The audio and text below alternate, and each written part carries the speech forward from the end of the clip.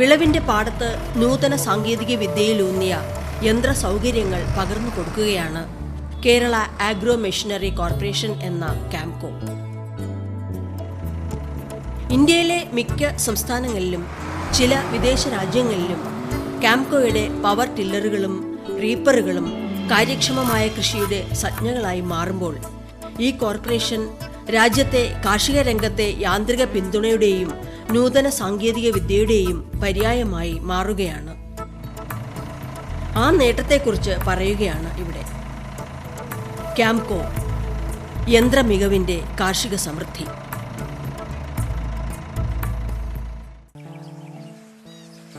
സമ്പന്നമാണ് ഈ കാർഷിക കേരളം. അധ്വാന മികവിലും ഉൽപാദനക്ഷമതയിലും ശാസ്ത്രീയ സമന്വയത്തിലുമൂന്നി കാർഷികോൽപ്പന്നങ്ങൾ ആഗോള വിപണിയിൽ എത്തിക്കുന്നതിന് നാം കർഷകർ അതുകൊണ്ട് തന്നെ പ്രതിജ്ഞാബദ്ധരാണ്.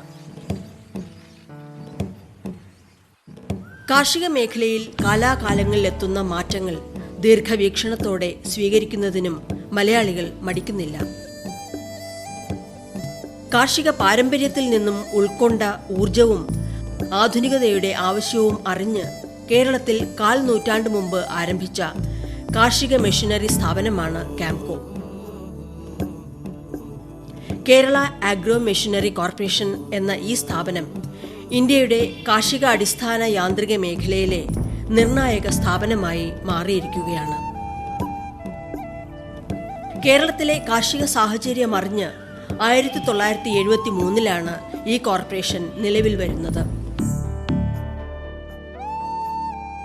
ഇപ്പോൾ ലക്ഷ്യമിടുന്നത് നമ്മളെ സംബന്ധിച്ചിടത്തോളം ഇപ്പോൾ നമുക്കറിയാം, ലോകത്താകമാനം കുറേ വർഷങ്ങൾക്ക് മുമ്പേ തന്നെ യന്ത്രവൽക്കരണം ഈ രംഗത്ത് ആവശ്യമാണ്. കാരണം നമ്മൾ നാടൻ ശൈലിയിൽ നിന്നും വ്യത്യസ്തമായിട്ട് വളരെ വിസ്താരമായ വയലുകൾ, ഏക്കർ കണക്കിന് വയലുകളുള്ള സ്ഥലത്തും അതുപോലെ തന്നെ മറ്റ് പറമ്പുകളിലൊക്കെ തന്നെ മെഷീൻ ഉപയോഗിച്ചുകൊണ്ട് ടില്ല് ചെയ്താൽ മാത്രമേ, അല്ലെങ്കിൽ മെഷീൻ ഉപയോഗിച്ചുകൊണ്ട് കൃഷി ചെയ്താൽ മാത്രമേ അത് പെട്ടെന്ന് സാധൂകരിക്കുകയും അതോടൊപ്പം തന്നെ അതിനുള്ള മറ്റ് കാരണങ്ങൾ, ഇപ്പോൾ നമുക്കറിയാവുന്നതുപോലെ തന്നെ ചില കാര്യങ്ങൾ യന്ത്രത്തിലൂടെ തന്നെ ചെയ്യേണ്ടി വരുന്നു.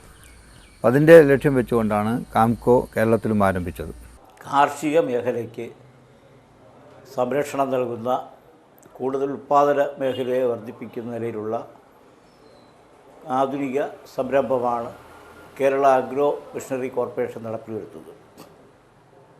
1973 ഈ സ്ഥാപനം ആരംഭിച്ചത്. പവർ ടില്ലറാണ് നമ്മൾ ആദ്യം ഉൽപ്പാദിപ്പിച്ചത്. അതിനെ തുടർന്ന് പവർ റീപ്പറായി മറ്റ് യന്ത്രവൽകൃതമായ ഉപകരണങ്ങൾ, കൃഷിക്ക് ആവശ്യമായ ഉപകരണങ്ങൾ, റോട്ടോവേറ്റർ തുടങ്ങിയുള്ള ഉപകരണങ്ങൾ നമ്മൾ ഉൽപ്പാദിപ്പിച്ചു.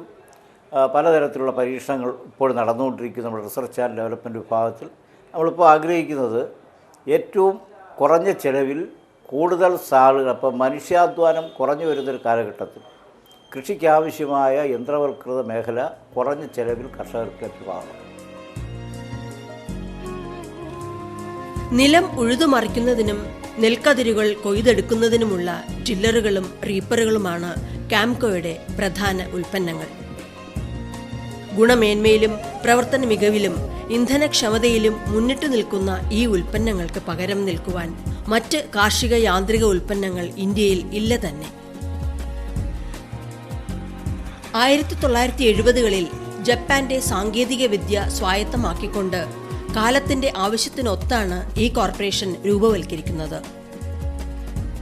അത് കാർഷിക രംഗത്ത് 70കളിലാണ് ഇന്ത്യയിൽ ആദ്യമായി മെക്കനൈസേഷൻ്റെ യന്ത്രവൽക്കരണത്തിൻ്റെ ഒരു പുതിയ പാത തുടർന്നു വന്നത്. അന്ന് വരെ നമ്മൾ വളരെ മാനുവലായിട്ട് മാത്രം കാർഷിക പ്രവർത്തനങ്ങൾ നടത്തിക്കൊണ്ടിരിക്കുകയായിരുന്നു. ഇപ്പോൾ യന്ത്രവൽക്കരണം വ്യാപിപ്പിക്കുന്നതിൻ്റെ ഭാഗമായിട്ടാണ് കേരള അഗ്രോ ഇൻഡസ്ട്രീസ് കോർപ്പറേഷൻ ഉണ്ടായിരുന്ന അന്ന് അവർ യന്ത്രവൽക്കരണത്തിൻ്റെ വ്യാപിപ്പിക്കാനായിട്ട് ട്രാക്ടർ മുതലായ മെഷീനുകളും പല രാജ്യങ്ങളിൽ നിന്നും കൊണ്ടുവന്നു. അപ്പോൾ അതിൻ്റെ ഭാഗമായിട്ടാണ് ഇവിടെ തന്നെ അതിൻ്റെ പ്രൊഡക്ഷൻ സ്റ്റാർട്ട് ചെയ്യുന്നത്. അതായത് ചെറിയ യന്ത്രം, പവർ ടില്ലർ എന്ന് പറയുമ്പോൾ യന്ത്രവൽക്കരണത്തിൽ നമ്മൾ ലാൻഡ് പ്രിപ്പറേഷനിൽ അന്ന് കണ്ടിരുന്ന ഏറ്റവും ചെറിയ യന്ത്രമാണ് ഈ പവർ ടില്ലർ എന്ന് പറയുന്നത്. വലിയ യന്ത്രം എന്ന് പറഞ്ഞാൽ ട്രാക്ടറായിരുന്നു. അപ്പോൾ പ്രത്യേകിച്ച് കേരളത്തിലും അതേപോലെ തന്നെ ഇന്ത്യയിൽ തന്നെയും നമ്മുടെ പാടങ്ങൾ അല്ലെങ്കിൽ നമ്മളുടെ കൃഷിസ്ഥലങ്ങൾ വളരെ ചെറിയ കൃഷിസ്ഥലങ്ങളാണ്. ചെറിയ ചെറിയ കർഷകർ അവരവരുടെ സ്വന്തം സ്ഥലത്ത് കൃഷി ചെയ്യുന്ന ഒരു രീതിയാണ്. വലിയ പാശ്ചാത്യ രാജ്യങ്ങൾ പോലെ വലിയ കോൺട്രാക്ട് ഫാമിംഗ് ഒന്നും പണ്ട് കാലത്ത് കേരളത്തിലോ ഇന്ത്യയിലോ ഇല്ലായിരുന്നു. അപ്പോൾ ചെറിയ കൃഷിയിടങ്ങൾക്ക് അനുയോജ്യമായ ചെറിയ യന്ത്രങ്ങൾ കൊണ്ടുവരിക എന്നുള്ളതിൻ്റെ ഭാഗമായിട്ടാണ് ഈ പവർ ടില്ലർ ഒരു അസംബ്ലി യൂണിറ്റായിട്ട് ആദ്യം സ്റ്റാർട്ട് ചെയ്യുകയും കുബോട്ടയുടെ ജാപ്പനീസ് കൊളാബറേഷൻ സ്റ്റാർട്ട് ചെയ്യുക. അതിനുശേഷം അതിൻ്റെ പ്രൊഡക്ഷൻ ഇവിടെ സ്റ്റാർട്ട് ചെയ്യും. തുടക്കത്തിൽ ജനങ്ങൾക്ക് ഈ യന്ത്ര സംവിധാനങ്ങളെക്കുറിച്ചും അതിന്റെ പ്രവർത്തനത്തെക്കുറിച്ചും ആശങ്കയുണ്ടായിരുന്നു.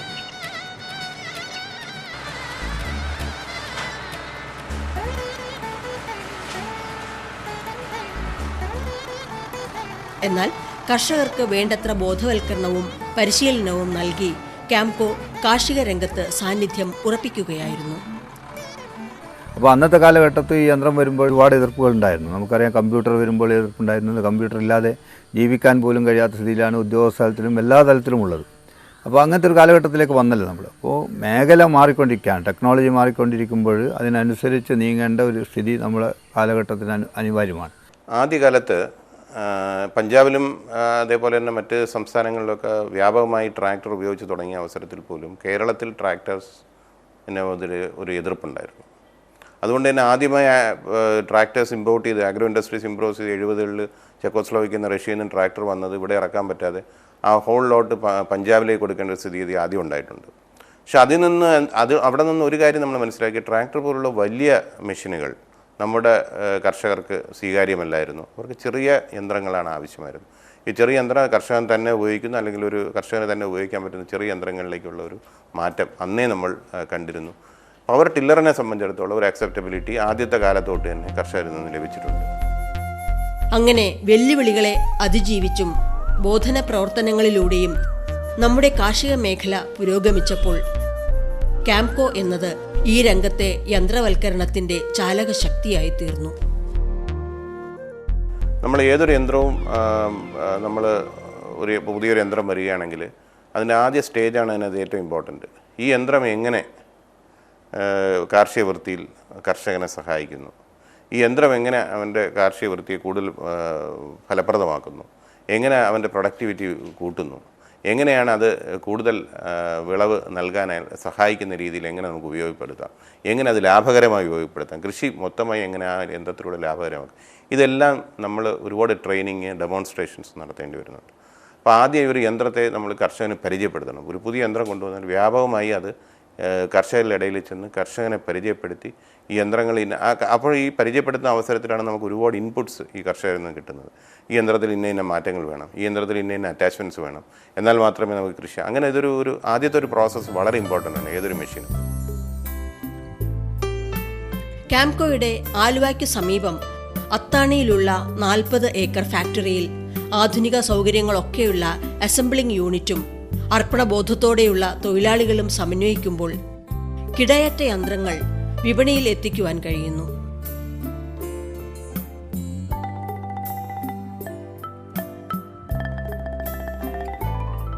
പ്രതിമാസം 800 വരെ ടില്ലറുകളാണ് ഇവിടെ നിർമ്മിക്കപ്പെടുന്നത്.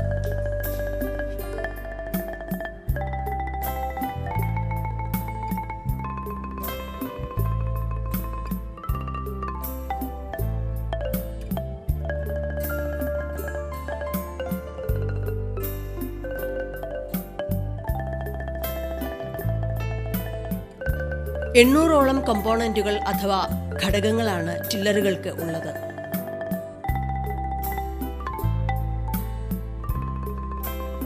തൊണ്ണൂറ് ശതമാനം കമ്പോണന്റുകളും വെളിയിൽ നിന്ന് കൊണ്ടുവന്ന് ഇവിടെ ക്രോഡീകരിച്ചെടുക്കുകയാണ്.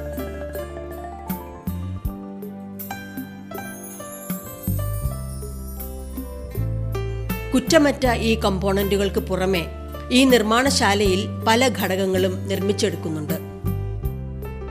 അതിനായി ആധുനിക യന്ത്രസാമഗ്രികളും സജ്ജീകരിച്ചിരിക്കുന്നു. എഞ്ചിൻ അസംബ്ലിംഗ് മുതൽ ടില്ലർ രൂപീകരണം വരെ ജപ്പാന്റെ ശൈലിക്ക് അനുസരണവും ചിട്ടയായി ഘട്ടങ്ങളിലായി പണിതെടുക്കുകയാണ്. നമ്മുടെ മേജർ പ്രോഡക്റ്റ് പവർ ടില്ലറാണ്. ഏകദേശം 1000-ഓളം അടുപ്പിച്ച് കമ്പോണൻസ് ഉള്ള ഒരു മെഷീനാണ്. അപ്പോൾ അതിന് നമ്മൾ ഓരോ പാർട്സ് ഓരോ സ്റ്റേജായിട്ടാണ്. ഇപ്പോൾ എഞ്ചിൻ്റെ ഒരു ഭാഗം, ഗിയർ ബോക്സിൻ്റെ ഒരു ഭാഗം, അങ്ങനെ ഓരോ ഓരോ ഭാഗമായി ഞങ്ങൾ പ്രത്യേക ലൈനിലൂടെ അസംബിൾ ചെയ്ത ശേഷമാണ് ഒരു പൂർണ്ണ മെഷീനിലേക്ക് കൊണ്ടുവരുന്നത്. അതിൽ ചില കമ്പോണൻസ് നമ്മളിവിടെ മാനുഫാക്ചർ ചെയ്യുന്നു, ചില കമ്പോണൻസ് നമ്മൾ ഔട്ട്സോഴ്സ് ചെയ്യുന്നു, മെഷീനിങ് നമ്മൾ ചെയ്യുന്നു. എഞ്ചിന്റെ കവറും മറ്റു ഘടകങ്ങളും കൂട്ടി യോജിപ്പിച്ച് ഒറ്റയടിക്ക് തന്നെ പൂർണ്ണ രൂപത്തിലാക്കി ടെസ്റ്റ് ചെയ്ത് പുറത്തെടുക്കുന്നു. അതേസമയം മറ്റു ഘടകങ്ങൾ ഫാക്ടറിയിലെ മറ്റു ഭാഗങ്ങളിൽ യോജിപ്പിച്ചെടുക്കുകയും ചെയ്യുന്നു. ഇവ തുടർന്ന് സംയോജിപ്പിച്ച് പൂർണ്ണ രൂപത്തിലാക്കിയെടുക്കുകയാണ്. അവസാന ഘട്ടത്തിലാണ് ടയറും റേഡിയേറ്ററുമൊക്കെ ഘടിപ്പിക്കുന്നത്.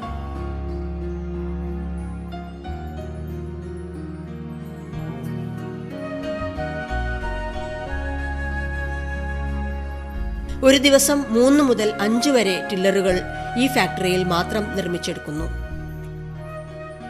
മെഷീനുകൾ ഏറ്റവും കാര്യക്ഷമത പരിശോധിക്കാൻ നമ്മൾ ഫീൽഡ് ട്രയൽസിലൂടെ തന്നെയാണ്. പിന്നെ ഇതിൻ്റെ എൻജിൻ, ഇതിൻ്റെ മറ്റ് സംവിധാനങ്ങളെ പറ്റി നമുക്ക് ടെസ്റ്റ് ചെയ്യാനുള്ള സംവിധാനങ്ങളുണ്ട്. ഇപ്പോൾ എൻജിനൊക്കെ നമുക്ക് ഔട്ട്സൈഡ് ടെസ്റ്റിംഗ് ഉണ്ട്. ARI പോലുള്ള സ്ഥലത്ത് ടെസ്റ്റ് ചെയ്യുന്നുണ്ട്. എൻജിൻ്റെ എഫിഷ്യൻസി, എൻജിൻ ഈ പറയുന്ന എത്ര കുതിരശക്തി HP നൽകുന്നുണ്ടോ അത് ടെസ്റ്റ് ചെയ്യാനുള്ള സംവിധാനങ്ങളുണ്ട്. ഓരോ കമ്പോണൻസിനും അതിൻ്റേതായ ടെസ്റ്റിംഗ് സംവിധാനങ്ങളുണ്ട്. അതേപോലെ മൊത്തമായി മെഷീൻ നമ്മൾ ഒരു മെഷീൻ ഇപ്പം ഒരു സ്കീമിനകത്ത് ഒരു ഗവൺമെൻറ് അപ്രൂവ്ഡ് സ്കീമിൽ വരണമെങ്കിൽ സെൻട്രൽ ഗവൺമെൻറ്റിൻ്റെ ടെസ്റ്റിംഗ് ഇൻസ്റ്റിറ്റ്യൂട്ട്സ് ഉണ്ട്. Central farm machinery testing institutes ഉണ്ട്. അത് ഇന്ത്യയിൽ പലയിടത്തായിട്ട് ബുധനി, ഹിസാർ അങ്ങനെ 3-4 സ്ഥലങ്ങളിൽ ഉണ്ട്. അനന്തപൂരുണ്ട്.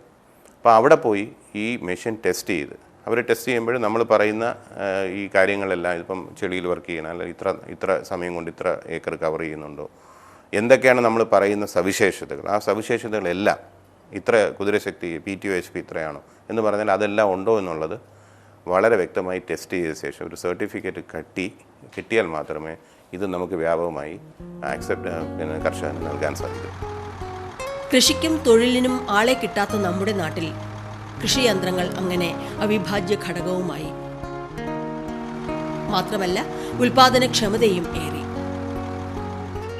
ഇപ്പോൾ ചെറിയ പാടങ്ങളിൽ നിലം ഉഴുതുമറിക്കുന്നതും കൊയ്യുന്നതും ഒരാൾക്ക് തന്നെ ചെയ്യാവുന്ന ജോലിയായി മാറിയിരിക്കുന്നു. അങ്ങനെ കാർഷിക കരുത്തിലും ഉൽപാദന മികവിലും നാം മുന്നോട്ട് കുതിക്കുകയാണ്. ഈ രംഗത്തെ ആഗോള മാറ്റങ്ങൾ നമ്മുടെ കൊച്ചു കാർഷിക പാടങ്ങളിൽ വരെ എത്തിയിരിക്കുന്നു. ഇവിടെയാണ് ക്യാംകോ പ്രസക്തമാകുന്നത്. ഈ കർഷകൻ ഇന്ന് ക്യാംകോയുടെ കൊയ്ത്തു യന്ത്രം ഉപയോഗിച്ച് നാടിനു വേണ്ടി അധ്വാനിക്കുകയാണ്. 8 ആളിന്റെ പണി 1 മണിക്കൂർ കൊണ്ട് ഇത്തരത്തിൽ ചെയ്യാൻ കഴിയുമെന്നാണ് ഈ കർഷകൻ ചൂണ്ടിക്കാട്ടുന്നത്. മെഷീൻ ഉപയോഗിക്കുന്നതുകൊണ്ട് നമുക്ക് തൊഴിലാളികളെ കുറവേ ആവശ്യമുള്ളൂ. ഇപ്പം തൊഴിലാളികൾക്ക് ക്ഷാമം ഉള്ള സമയമാണ്. 1 ഏക്കർ കൊയ്യുന്നതിന് നമുക്ക് സാധാരണ 30 തൊഴിലാളിയോളം വേണം. ആ സ്ഥാനത്ത് ഇത് ഒരു ദിവസം ഒരു 8 മണിക്കൂർ ഇത് മെഷീൻ ഉപയോഗിക്കുമ്പോൾ ആ സ്ഥാനത്ത് ഈ മെഷീൻ ചെയ്ത് തീർക്കുന്നുണ്ട് ആ ജോലി. സാധാരണ സ്ത്രീകൾ കൊയ്യുന്ന മാതിരി തന്നെ ഇത് കൊയ്തിട്ട് ഒരു സൈഡിലേക്ക് മാറ്റിയിട്ടുകൊണ്ടിരിക്കും. ക്യാംകോ ഇത് മെഷീൻ ഇറക്കിയതുകൊണ്ട് നമുക്കതിൻ്റെതായ ഗുണം ലഭിച്ചു. അങ്ങനെ വികസനോന്മുഖവും കാർഷിക സൗഹൃദവുമായ പ്രവർത്തനങ്ങളിലൂടെ മുന്നേറുന്ന ക്യാംകോ കാലാനുസൃതമായ മാറ്റങ്ങളിലേക്ക് അതിവേഗം സഞ്ചരിക്കുകയാണ്.